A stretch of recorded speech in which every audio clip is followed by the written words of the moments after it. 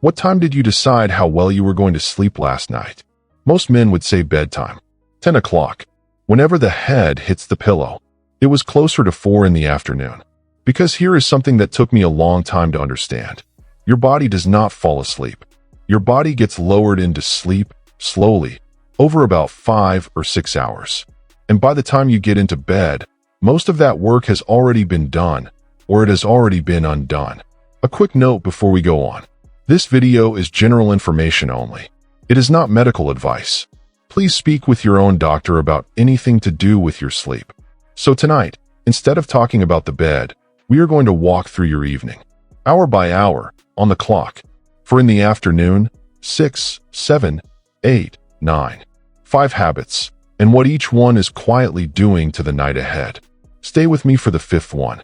It sounds completely backwards. It involves making yourself warmer to cool down, and it may be the simplest one on the list. Let us start at 4 in the afternoon, with something in a cup. But first, why does the evening matter so much more now than it did at 40? At 40, your evening habits barely mattered. Coffee at 8, a drink at 10, in bed at midnight, and you still slept like a stone.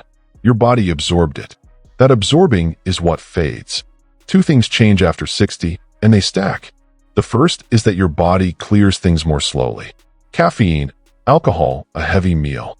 What used to be gone by bedtime is now still working its way through you. The second is that your sleep itself is lighter. The National Institute on Aging puts it plainly.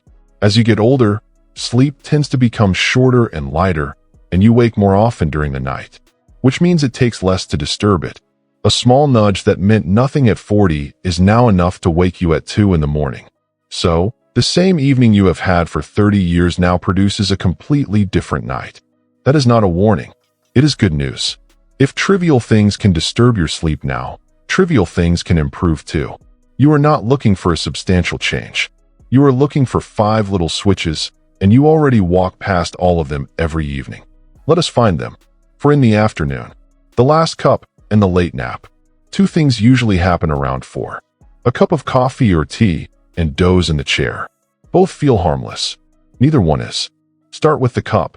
The National Institute on Aging is clear that caffeine late in the day can keep you awake at night, and the list is longer than most men expect. Coffee, yes, but also tea, soda, and chocolate. Here is the part that surprises people. Caffeine does not leave quickly.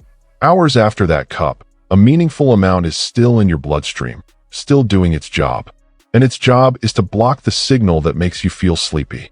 So, you can be genuinely, deeply tired at 10 at night and still not be sleepy. Those are 2 different things. Tired is your body.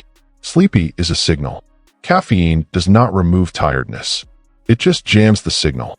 That is why a man can yawn all evening and then lie down and feel his mind switch on. Now the chair. Around 4 or half past, the afternoon gets quiet, the room is warm, and you drift off for 40 minutes. It feels wonderful. But the National Institute on Aging suggests avoiding naps in the late afternoon or evening. The reason is simple. Sleepiness builds across the day, the way pressure builds in a tank. A late nap opens the valve.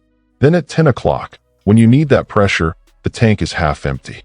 What to try instead? Make your last caffeine of the day early afternoon and mean it. If you want something warm at 4, make it something without caffeine. And if you nap, keep it short and keep it early. 20 minutes after lunch is a completely different thing from an hour at 4:30. One small test. Notice what time you had your last cup and what time you fell asleep. Do that for 3 days, and you will know whether this one applies to you. 6 in the evening. The size of dinner and the glass beside it. For a lot of men, dinner is the biggest meal of the day, and it lands late. The National Institute on Aging suggests avoiding large meals within 2 to 3 hours of bedtime and avoiding copious amounts of liquid late in the day. The meal part makes sense once you picture it. Digestion is work. It raises your temperature slightly and keeps your system busy at exactly the moment your body is trying to power down. A big plate at 8:30 and at 10 o'clock bedtime asks your body to do 2 opposite jobs at once. The liquid part is the one nobody wants to hear because it is the trip to the bathroom at 2 in the morning. And after 60, that is not just an interruption. Your sleep is lighter now. Getting up at 2 might mean 40 minutes of lying there afterwards, wide awake. What to try instead? Move dinner earlier if you can, even by half an hour. Keep the evening plate a little smaller than the midday one. And front-load your fluids. Drink more of your water in the morning and afternoon and taper it in the evening. Not stopping. Tapering. 7 in the evening. The drink that feels like it helps. This one is uncomfortable, and I am going to be straight with you anyway. The National Institute on Aging is unusually direct about alcohol. Alcohol will not help you sleep, and even lesser amounts make it harder to stay asleep. Most men who have a drink in the evening would swear the opposite, and they are half right. Alcohol does help you fall asleep faster. That part is real. The problem is the second half of the night. As it wears off, your sleep gets shallower and more broken.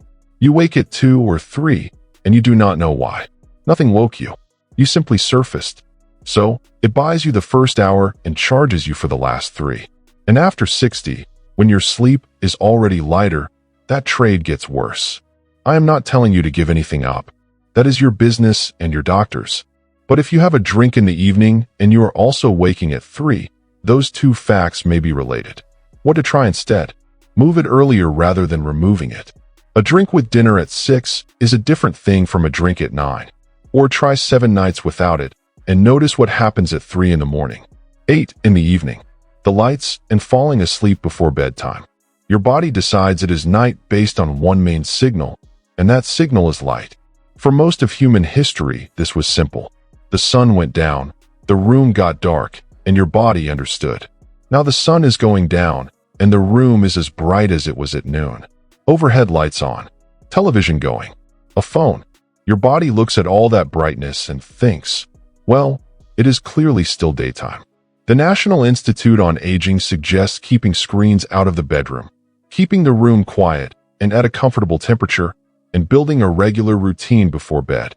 Reading a book, quiet music, something that signals the day is closing. Now here is the second half of this one, and it may be the most common mistake in this entire video. The chair. You sit down after dinner. The television is on. Around 9:30 your eyes get heavy and you doze. At 11 you wake with a stiff neck, turn everything off, and go to bed properly. Then you lie there, wide awake. What happened is that you spent your sleepiest, most valuable hour asleep in a chair with a light in your face and the television talking. That was the deepest sleep of your night, and you took it sitting upright. By the time you got to bed, the pressure was gone. You already used it. What to try instead? 2 things, and they are both free. Dim the house from about 8 o'clock. Not dark. Dim. Turn off the big overhead light and use 1 or 2 lamps instead. Your body needs the contrast, and 1 hour of dimmer light is enough for it to notice. And when your eyes get heavy in the chair, do not fight it and do not surrender to it. Get up and go to bed. That heaviness is not a nuisance. It is the invitation, and it has not come twice. 9 in the evening. Get warm so that you can get cool. Here is the one I promised you. To fall asleep, your body must cool down. Your core temperature is at its highest in the late afternoon and early evening, and then it starts to drop by about a degree in the hour before you fall asleep. That drop is not a side effect of getting sleepy. It is part of what triggers it. So how do you help your body cool down faster? You make yourself warmer. I know how that sounds. Here's why it works. When you sit in warm water, blood rushes to the surface of your skin, to your hands and your feet. And when you get out, all that blood near the surface dumps heat into the room. Your core temperature drops faster than it otherwise would. You have felt this without noticing. That pleasant, heavy, slightly drowsy feeling 20 minutes after a hot bath. That is your core temperature falling. A review of 17 studies, led by a researcher at Harvard, looked at exactly this. People who took a warm bath or shower 1 to 2 hours before bed fell asleep faster, by around 10 minutes on average, and reported better sleep quality.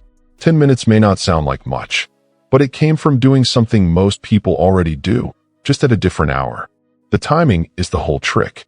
1 to 2 hours before bed, not right before, because then you are still warm when you lie down. What to try instead? If you already shower in the evening, move it to an hour or 2 before bedtime. If you shower in the morning, leave it alone. Even soaking your feet in warm water for 10 minutes appears to do something similar. And for a lot of men, that is the easier version.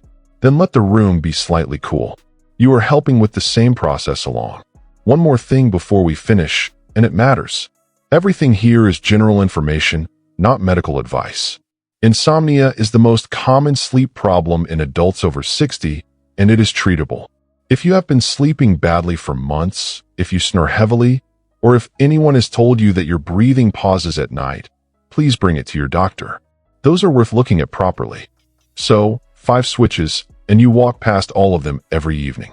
For in the afternoon, your last caffeine of the day, and the late nap that empties the tank before you need it. 6 in the evening, a smaller, earlier dinner, and tapering your fluids rather than stopping them. 7. The drink that you buy the first hour and charges you for the last 3. 8.